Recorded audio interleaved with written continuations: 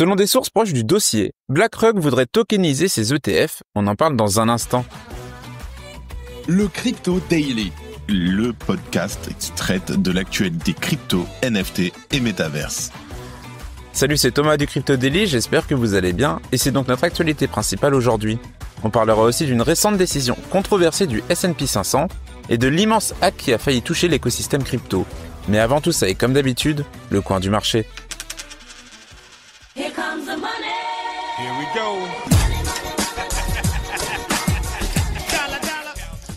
Le marché est dans le vert en cette fin de semaine. Le Bitcoin gagne 1% sur les dernières 24 heures pour un prix de 114 920 $. Ethereum augmente de 2,5% et se situe à un prix de 4 520 $. Le XRP progresse de 0,8% tandis que le Sol gagne 6%. Le BNB augmente légèrement de 0,8%, le Doge gagne 4,2% et le Tron 1,2%. Et enfin, l'ADA gagne 0,9%.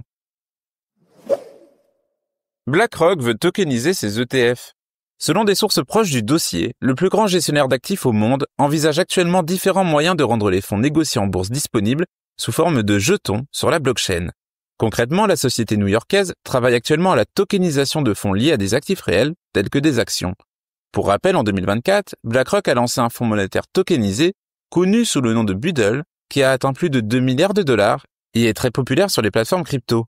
Il fait également suite au lancement très remarqué de son ETF Bitcoin au comptant, qui est rapidement devenu l'un des fonds les plus populaires de ce type dans l'histoire. Contacté par Bloomberg, un représentant de BlackRock a refusé de commenter. À noter que la tokenisation consiste à créer une version numérique d'un actif traditionnel qui peut être transféré sur des systèmes blockchain. Pour les ETF, cela pourrait signifier la possibilité de négocier en dehors des heures fixes de Wall Street. Évidemment, ça faciliterait l'accès aux produits américains à l'étranger et créerait de nouvelles utilisations potentielles comme garanties dans les réseaux crypto.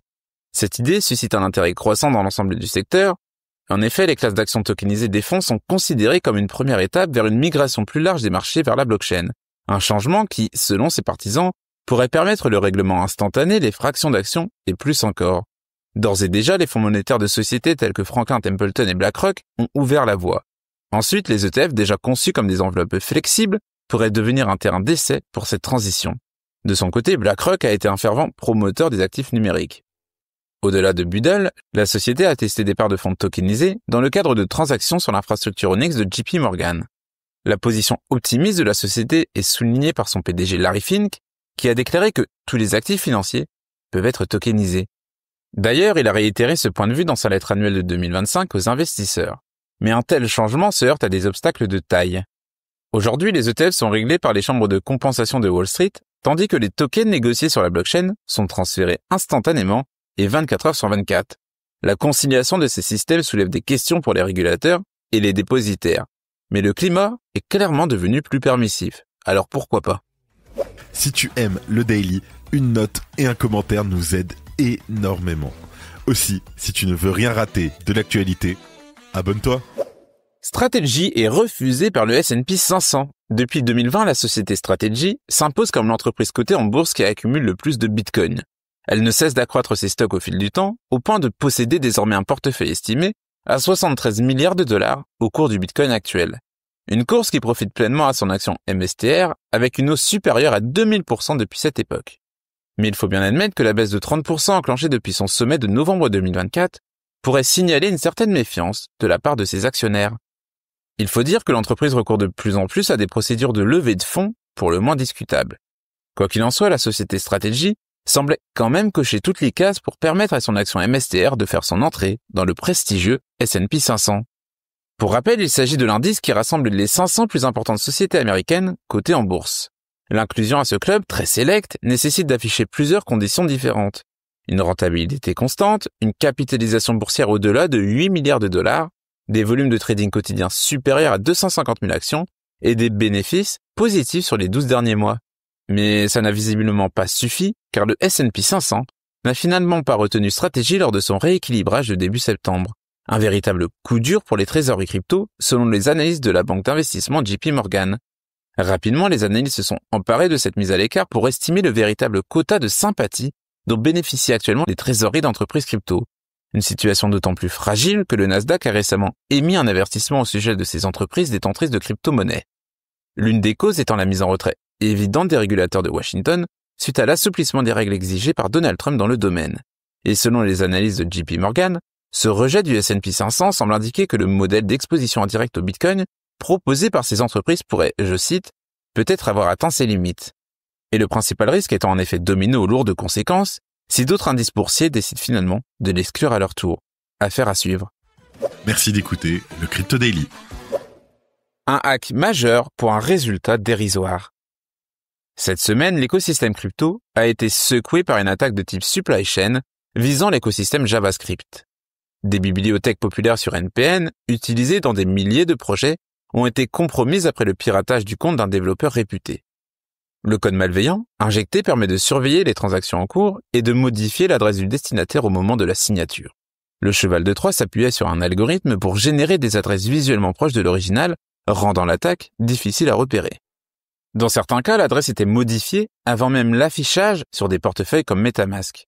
L'alerte a elle été lancée par Charles Guillemet, CTO de Ledger. Ce dernier en a profité pour recommander l'usage de portefeuilles physiques avec signature en clair. Il s'agirait des seuls capables d'afficher localement les données réelles de la transaction avant sa signature. Mais cette attaque a finalement échoué.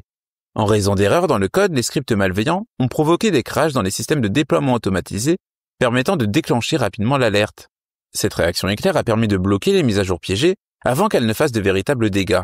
Selon Arkham Intelligence, les pertes totales s'élèveraient finalement à moins de 505 $, une somme dérisoire mais qui ne doit pas faire oublier le risque latent. Comme le souligne Charles Guillemet, cet échec doit devenir une leçon. Je cite. Si vos fonds dorment dans un wallet logiciel ou sur un exchange, vous êtes à la merci d'une simple ligne de code malveillante. Les compromissions de la chaîne d'approvisionnement restent une méthode puissante pour distribuer des malwares. Cette attaque doit donc permettre de faire de la prévention. Si vos fonds sont stockés dans un portefeuille logiciel ou sur une plateforme d'échange, une seule exécution de code vous sépare de la perte totale. Il ajoute donc, je cite, « Les compromissions de la chaîne d'approvisionnement restent un puissant vecteur de diffusion de logiciels malveillants et nous constatons également l'émergence d'attaques plus ciblées. Les portefeuilles matériels, eux, sont conçus pour résister à ces menaces. » Bon, pour l'instant, on peut quand même le dire avec soulagement, il y a eu plus de peur que de mal. Et voilà, c'est fini pour nos 3 news principales du jour, et on passe maintenant aux brèves. Un conseiller de Vladimir Poutine accuse les États-Unis d'utiliser la crypto pour gérer la dette. Anton Kobiakov affirme que les États-Unis exploitent les stablecoins pour dévaluer leur dette au détriment du reste du monde. Ripple signe avec la BBVA pour la conservation d'actifs numériques. Ripple va fournir sa technologie de conservation à BBVA pour ses clients particuliers espagnols. La Maison-Blanche veut accélérer sur la réserve stratégique de Bitcoin. Le nouveau conseiller crypto de la Maison-Blanche, Patrick Witt, veut concrétiser la réserve stratégique de Bitcoin annoncée par Donald Trump. Il affirme en faire une priorité absolue. Linea subit une panne d'1 heure avant son airdrop. Linea a connu une interruption de 67 minutes dans la nuit de mardi à mercredi, peu avant son TGE. Le régulateur bancaire américain reconnaît les abus de debunking.